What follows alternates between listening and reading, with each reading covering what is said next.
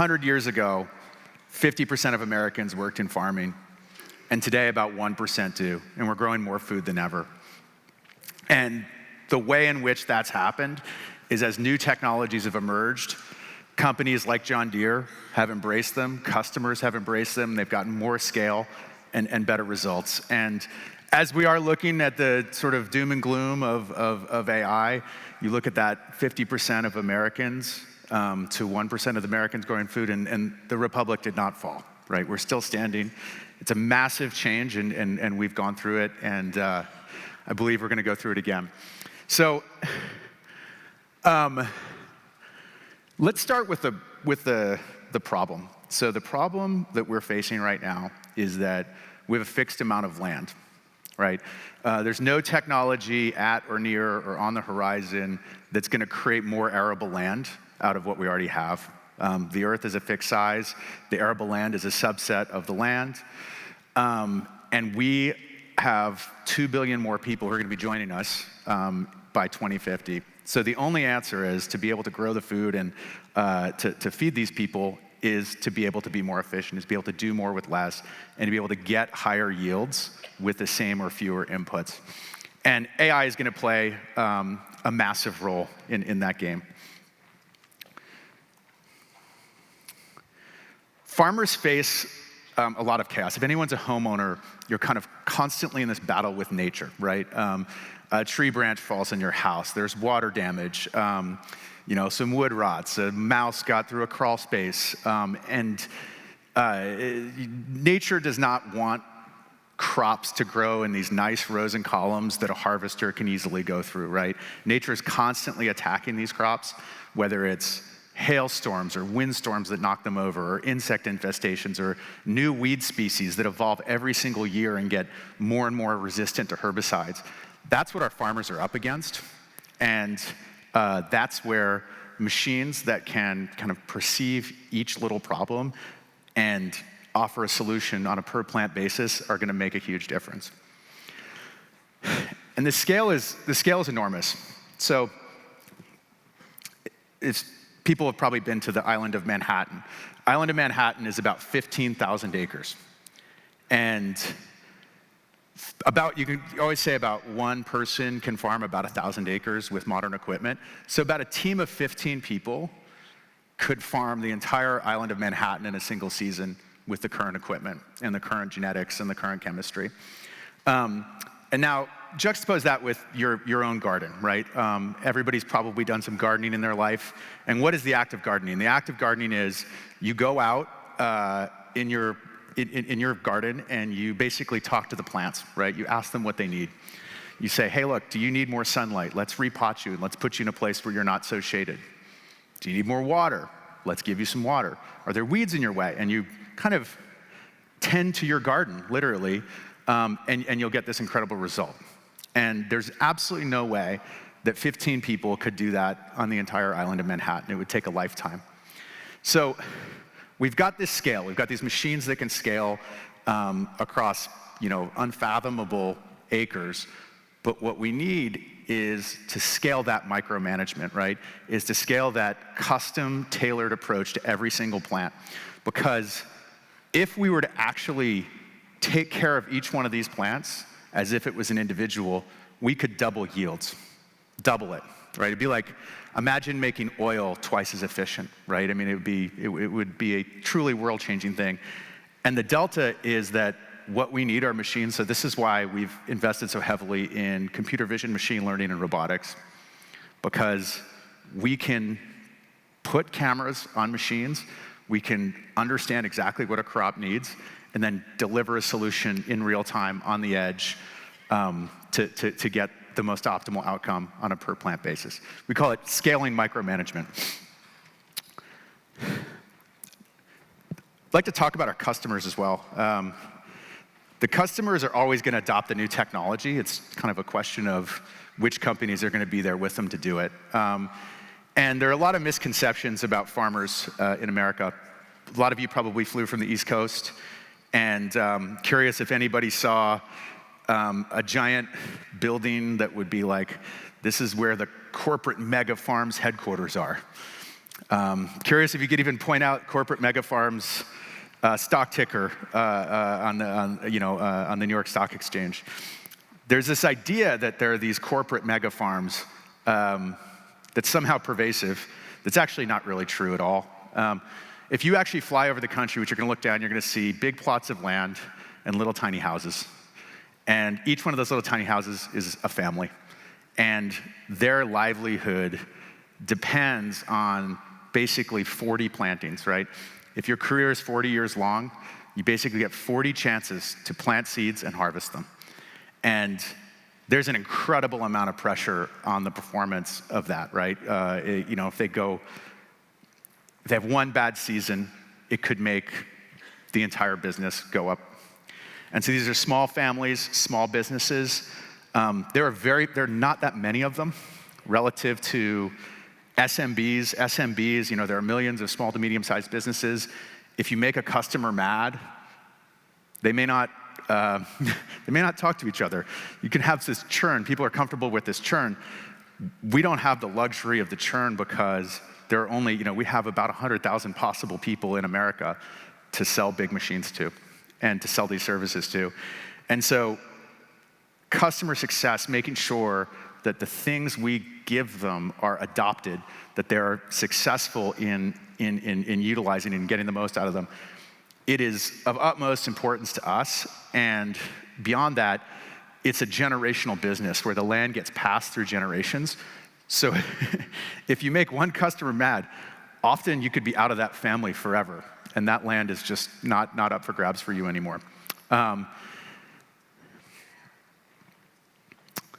So we're going to hear from a customer. I'm Travis Center. I'm a third-generation farmer from Kaiser, Arkansas. I grow cotton, corn, rice, and soybeans. Farming is a lot of hours. It's a lot of work. It's extremely more complex than when my father or my grandfather were running the farm. Every single day of the year I have something to do. And during planting and harvest, we'll work 16, 18-hour days until the job's done. You've got to do more with less these days.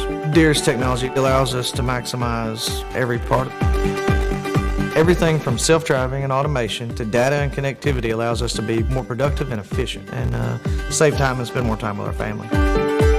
When we first started using GPS 20 years ago, it allowed you to drive straight, hands off the wheel. You can check markets, you can check weather.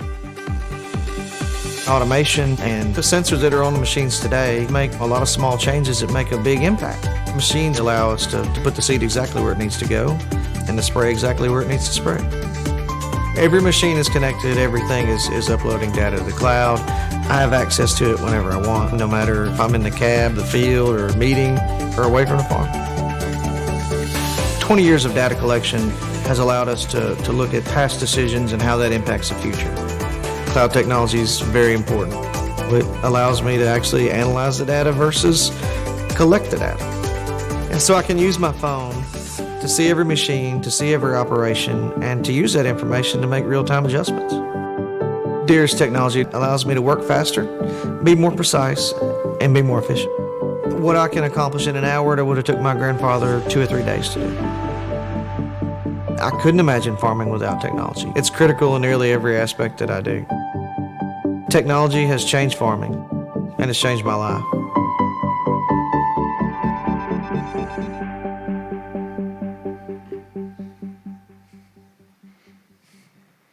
All right, that's Travis. And maybe show of hands.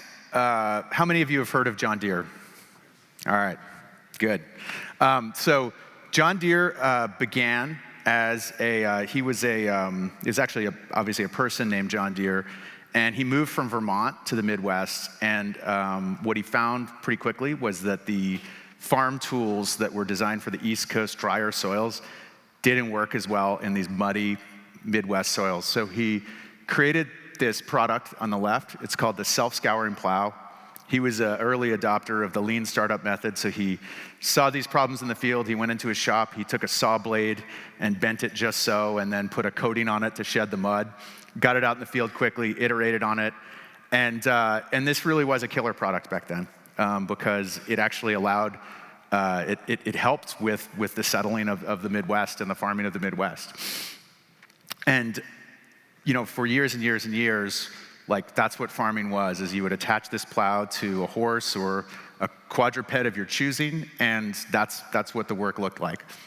And about 100 years ago, the engine started getting developed, and the engine started to make its way to agriculture. Now, show of hands, who's ever heard of the Waterloo Engine Company?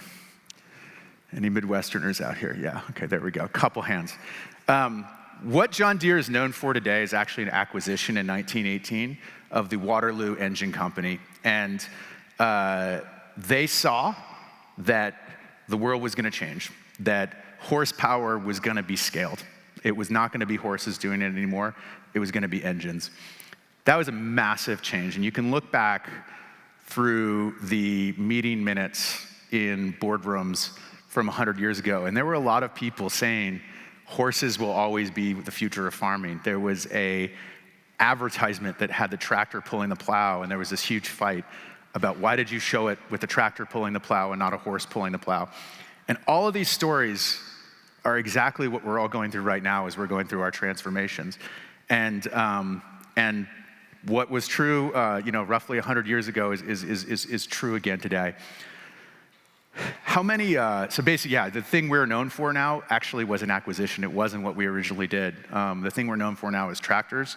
And again, that was a company seeing what the future looked like, knowing that the skills it had built to make plows were not the skills to build tractors, acquiring that talent, bringing it in, using the brand, scaling it, and surviving for another generation and thriving. And today we're in another transformation. New technologies are emerging that are allowing farming to be done in a much more specific, much more efficient, much more automated way. And about, show of hands, how many people have heard of Blue River technology?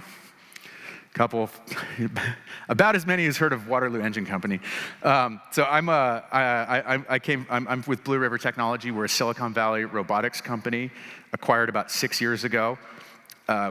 Deere looked at the future. They knew that the future was machines that were doing better work, not machines with more horsepower, and that the technological differentiator, the thing that would unlock that better work, was AI, robotics, computer vision. And they bought us, and together we've shipped 2 successful products together, an autonomous tractor and a smart sprayer that can detect the crop and detect the weeds and spray only the weeds, and we'll talk more about that later. So this is a huge opportunity. Lots of big numbers, potential to be one of the bigger SaaS companies in the world. We have a goal in 2030 of $6 billion of recurring revenue. And the thing that gives us conviction that we can achieve that is that we're not just an ag company, we're an equipment company. So we make tractors, we make farming equipment. We also make lawn care equipment, and we also make construction and forestry equipment. And we make a lot of it, and people use those for many, many, many hours. And in every one of these industries, every single one of these industries, you can go and walk to any person with a hard hat and a walkie-talkie and say, go talk to the guys building the Formula One track out there. Say, what's your biggest problem? They're gonna tell you labor is their biggest problem. You don't even have to ask. It's labor is gonna be their biggest problem. The quality of labor, the reliability of the labor, it's all going away. So every single one of these industries is ripe for autonomy, is ripe for automation. That's gonna bring with it not just new technologies, but new business models. We're gonna go from a company that's selling big pieces of metal, things you can stick a magnet on, to we're selling work. We're selling outcomes. It's been a company that goes from selling nouns to selling verbs. And that's causing a lot of change. That's gonna cause a lot of change. That's why we're here right now.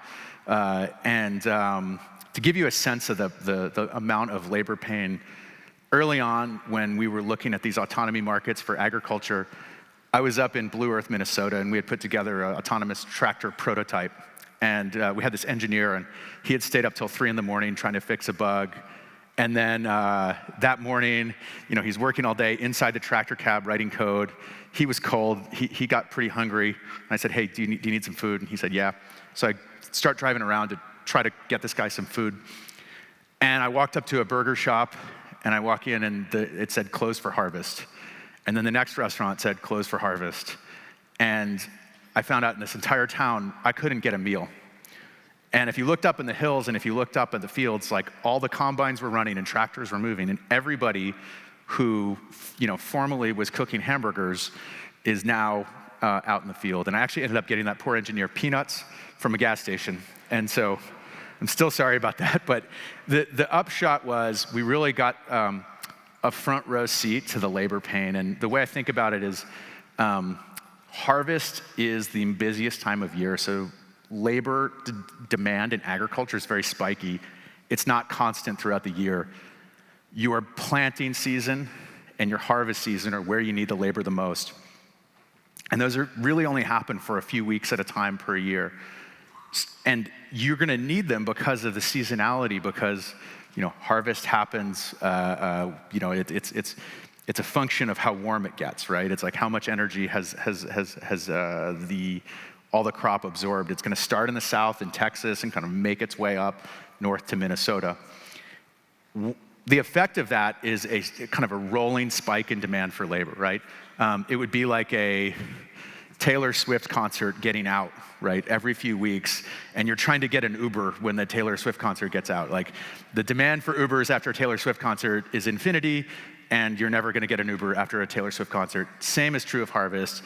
The demand is infinity, and you're just never gonna get any labor. So that's when we realized autonomy was a huge opportunity. A fellow named Doug Nims, that was the field we were at that day. I got that guy peanuts. He is gonna tell us about his autonomy journey.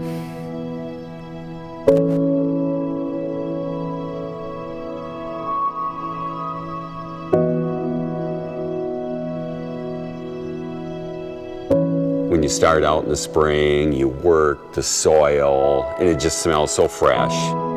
When you till it up, and it's just the greatest smell. When I started farming, there basically was no technology. Every tractor was driven manually, everything was done manually. You'd be planting, you had to follow a line. If the sun was wrong, you would lose the line. Darkness, you couldn't see your marks. Moisture, you couldn't see your mark. Then you'd get squiggly rows.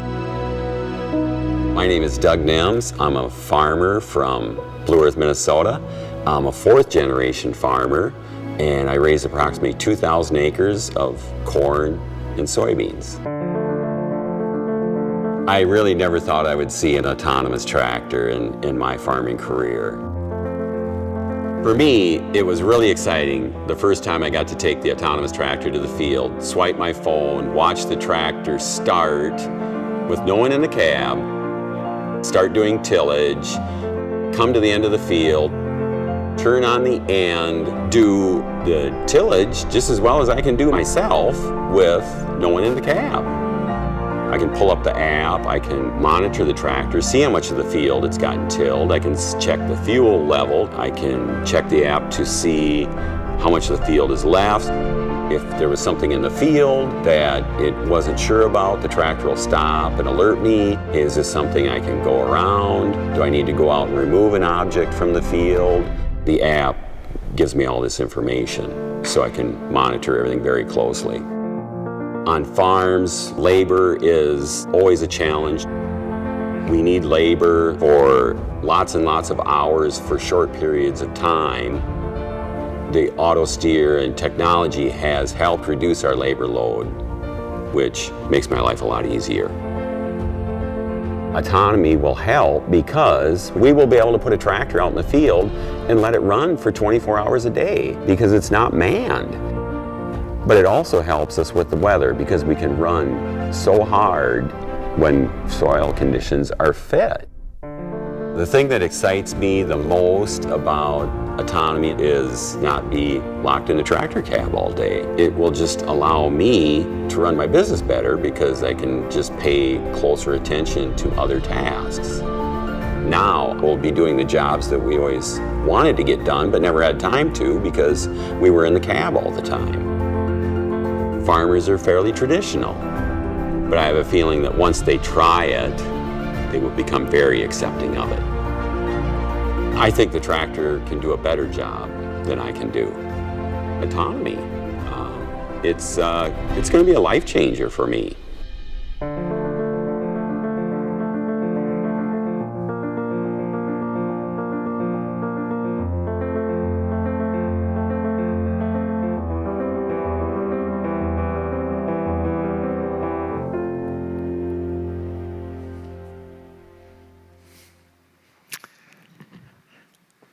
Yeah, I love that video. This next product is called See and Spray, and it was the original product that Blue River built that John Deere acquired, and I think we're on the wrong page here. We'll get to a video in a second. So what See and Spray does, so this is called a self-propelled sprayer, and this is how farmers control pests and apply nutrients to their crop. This thing is 120 feet wide. It goes 20 miles an hour. And what you want to do, the way you control weeds, is that you spray a herbicide across the entire field, and you have a genetically modified seed that can metabolize that herbicide, often Roundup. Now, that would be the equivalent of if there were 5 people in this room sick and I gave everybody in the room antibiotics, right? Not only is that probably not good for the healthy people to take antibiotics, it will actually hurt the efficacy of it. So the over-application of that antibiotic will hurt the long-term efficacy of it. But on top of it, it's a hell of a waste of antibiotics. So across all these dimensions, this is incredibly wasteful. And this See and Spray product saves 70% of herbicides for farmers and actually lets them be more productive because it's using less chemical. You have to refill the system less than you would before. And behind the scenes, what does this look like? Behind the scenes, this isn't just a machine that we sell and that's it. It's a whole software team, a whole machine learning team that's making this machine work better and better and better every day, that's giving farmers more and more insights about their crops. For the first time ever, farmers can actually have some sort of prediction of what their future yield would be mid-season. Otherwise, you'd have to go count every plant and size them, and there's just no scalable way to do that. And so behind the scenes, there are these software teams building and improving these models, building and improving these products, which naturally leads us to a different business model, which naturally leads us to selling software as a service, to making sure that those customers who are adopting this new technology, that have this giant robot, 120-foot wide robot, that it actually works for them, that it's actually adding value. And so this is why we're here. We are here to do that better, to make sure that when these land in customer hands, they're actually being used, they're actually being adopted. The other thing this gives us too is that because of these, because it's a new technology, farmers don't really have to take that much risk to adopt this, right? If they don't like it, they can just stop paying us, and our incentives get super aligned. So thank you so much for listening. Hopefully you learned something about farming. Hopefully you saw a company that has successfully broken the innovator's dilemma once and is on its way to doing it again. So thanks so much for your time, and we'll see you at the show.